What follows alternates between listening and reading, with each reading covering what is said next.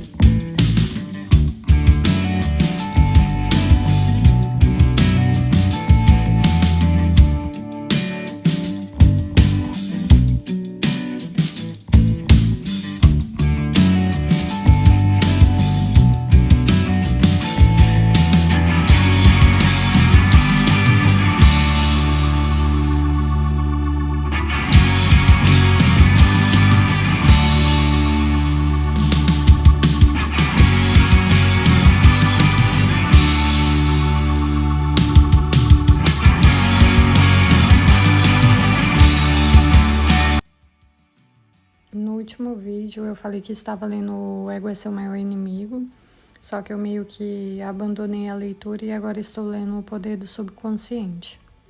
Geralmente eu leio ele antes de ir para a faculdade e de noite antes de dormir. Vou ler um trecho aqui apenas para reflexão. Os 3 passos para o sucesso. O primeiro e vital passo para o sucesso consiste em descobrir aquilo que você adora fazer e em seguida fazê-lo. A menos que ame seu trabalho, você não pode, de maneira alguma, considerar-se vitorioso nele, mesmo que o restante do mundo considere-o como um grande sucesso. Amando, você sente um profundo desejo de executá-lo. Se alguém sente o forte desejo de ser um psiquiatra, não basta conquistar um diploma e pendurá-lo na parede. Vai querer manter-se atualizado nesse campo, comparecer a convenções e continuar a estudar a mente e como ela funciona. Vai querer visitar clínicas e ler atentamente as revistas científicas mais recentes. Em outras palavras, trabalhará para manter-se informado sobre os métodos mais avançados para aliviar o sofrimento humano, porque coloca em primeiro lugar o interesse do paciente. Mas e daí, ao ler essas palavras, você descobre pensando o seguinte: não posso dar o primeiro passo, porque não sei o que fazer. Como, em nome de Deus, vou encontrar um campo de trabalho que eu ame? Se assim você sente, reze por essa orientação da seguinte maneira: inteligência infinita da minha mente subconsciente, revela-me qual é o meu verdadeiro lugar na vida. Apenas reflita sobre esse trecho.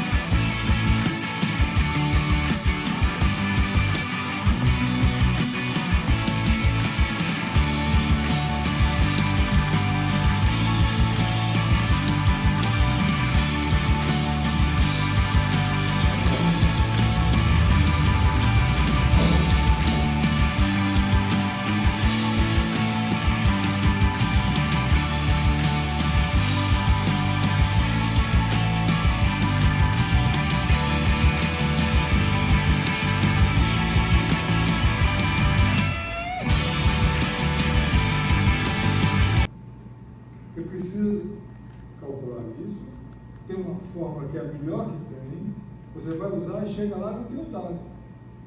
A estação meteorológica que tem lá na fazenda não mede tal coisa. Ou mede, media.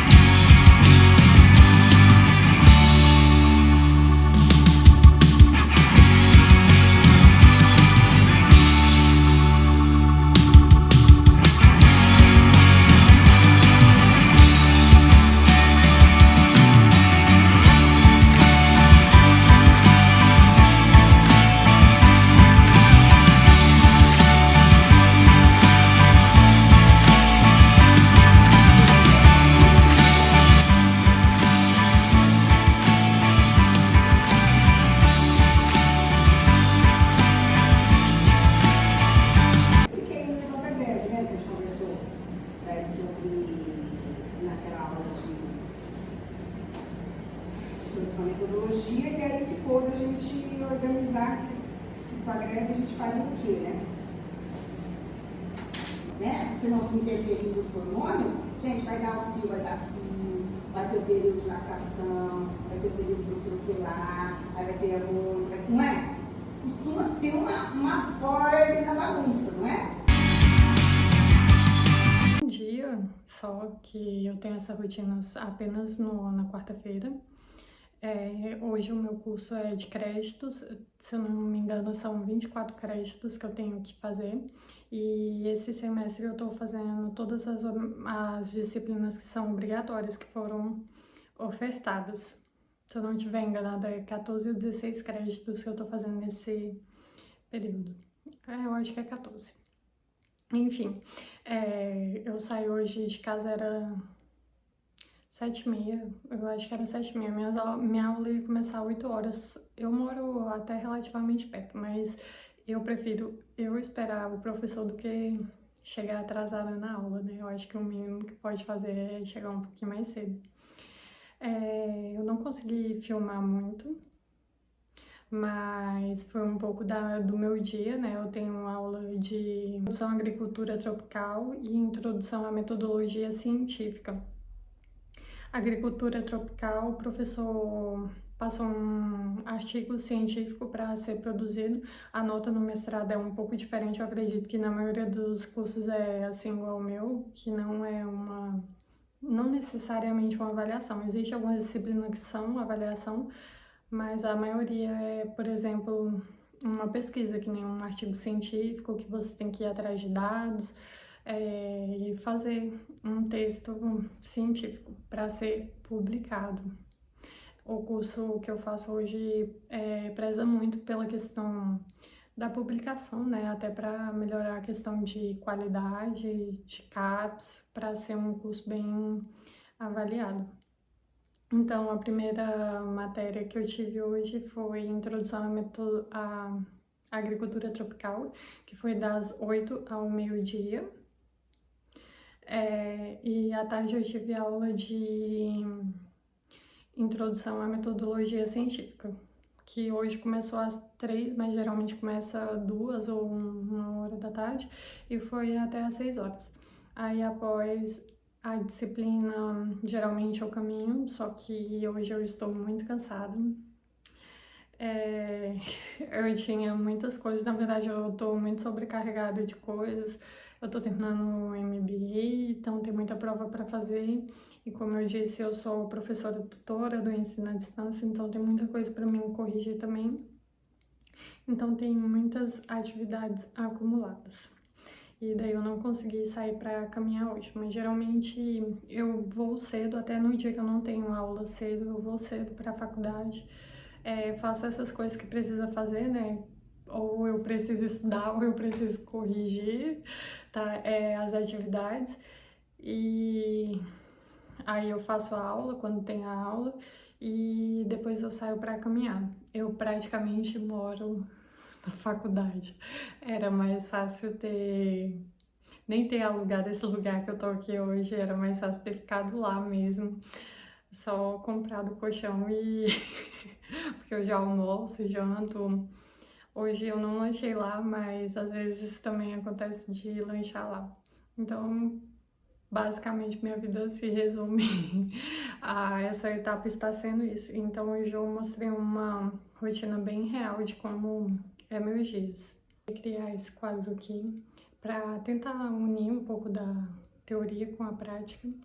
O tema que eu trouxe hoje é para falar sobre o mercado do agronegócio, porque eu acredito que nem todo mundo que acompanha aqui o canal é da área das agrárias. Então, eu procurei um artigo científico, só que eu não encontrei nenhum que fosse recente. O que eu encontrei foi um boletim, que é um texto acadêmico, só que com uma linguagem mais simples. Esse aqui, ele é elaborado pelo Centro de Estudos Avançados em Economia, que é o CPEA, e pela Confederação da Agricultura e Pecuária do Brasil, o CNA. E tem 2 pontos que eu queria destacar aqui. Não queria trazer minha opinião, mas sim a notícia, que a primeira é: a população ocupada no agronegócio brasileiro no primeiro trimestre de 2023 somou 28 milhões de pessoas, maior número para o primeiro trimestre da série histórica, iniciada em 2012. E quanto ao perfil da mão de obra, na comparação entre trimestres, observou-se que o aumento da população do agronegócio foi puxada por empregados, sobretudo com carteira. Logo, a formalização do emprego, houve um aumento da formalização do emprego, e por trabalhadores com maior nível de instrução, tendência verificada no setor desde o início da série histórica, e por mulheres, houve um aumento na participação feminina no período. Então, eu falei que não ia dar minha opinião, mas olha eu aqui. Na verdade, não é bem dar minha opinião, mas sim trazer reflexões, que é para isso que existe a ciência, para ter questionamento.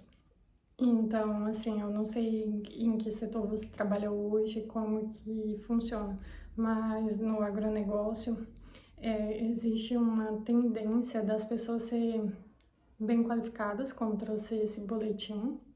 Eu vou deixar ele aqui na íntegra para vocês conseguirem ver todos os números, todos os dados desse boletim técnico. E o que me fez refletir assim foi um comentário que um professor meu fez durante a aula. Hoje o CREA determina que o salário base do agrônomo seja 8 a 9 salários mínimos, mas são muito poucas as empresas que pagam o salário base do agrônomo.